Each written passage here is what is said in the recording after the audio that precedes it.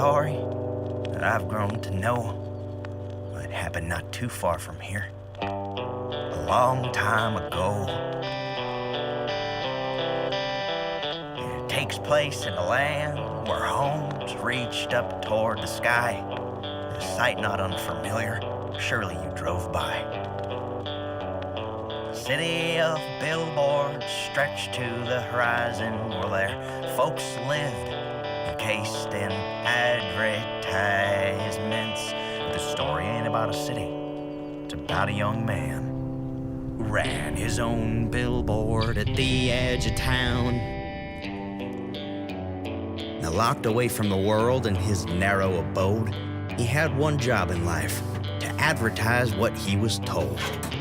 And inside the little billboard, the operation was family run, passed down through the generations, father to son.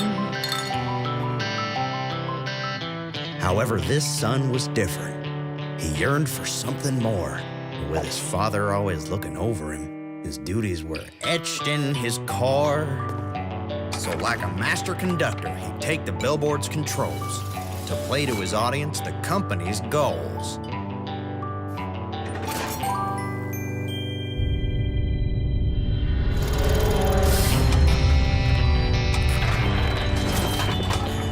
Sweet slogan of Hogan.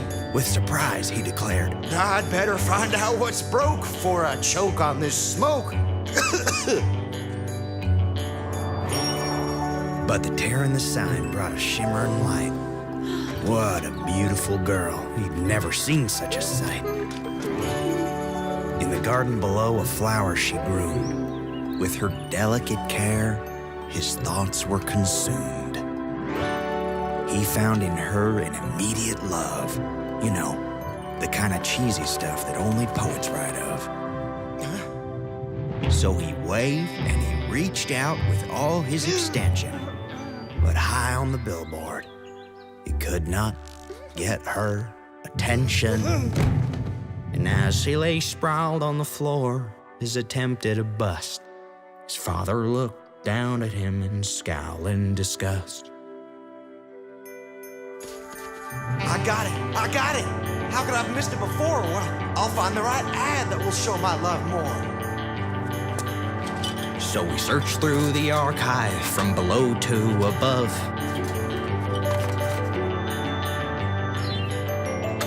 His heart skipped a beat as he saw the image of a couple in love.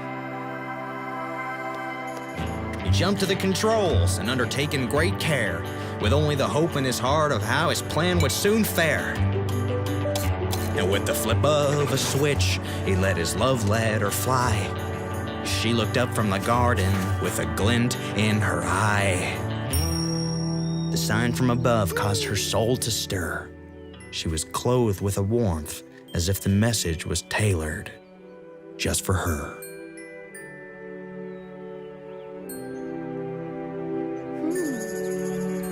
And in a flash, she was off and filled with a fresh purpose. But soon she returned with a brand new purchase. Now our hero dejected, well, he didn't have it in him to quit.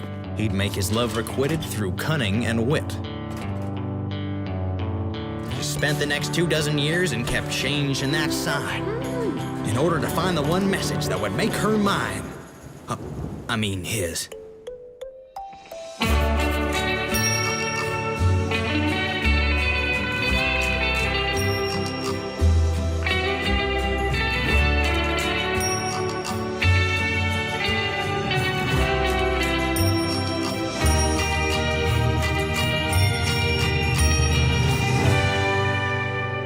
But that day didn't come, and his options grew small.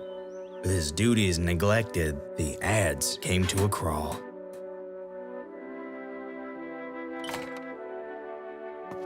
But he still kept on trying to get his love letter told, as the sign withered with him now, dusty and old.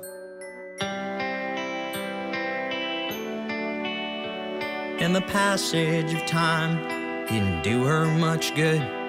as his advertised affection bought her more than she should.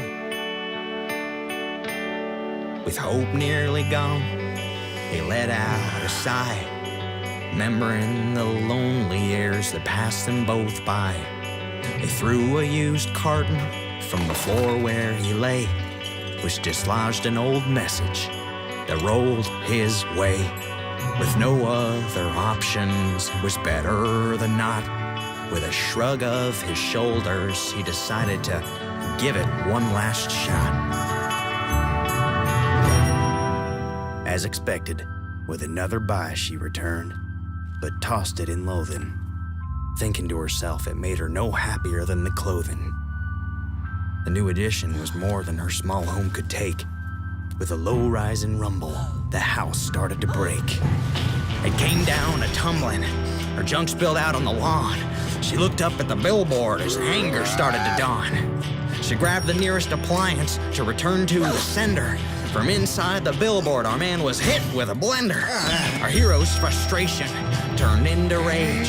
He ripped through the billboard in destructive rampage. He smashed the computer and kicked down the archive. He stared down the mailbox and at it he died. In one final act of rebellion, he tore his father's picture from the wall and tried to place it back gently as the sign started to fall.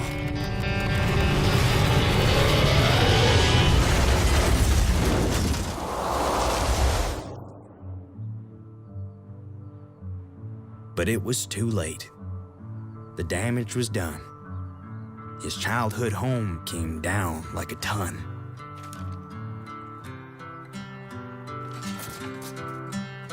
With the billboard in rubble and his house all destroyed, our poor man stood standing. He was now unemployed. So we walked right up to her, timid as a lamb, and said, "Nothing says I love you like a ham."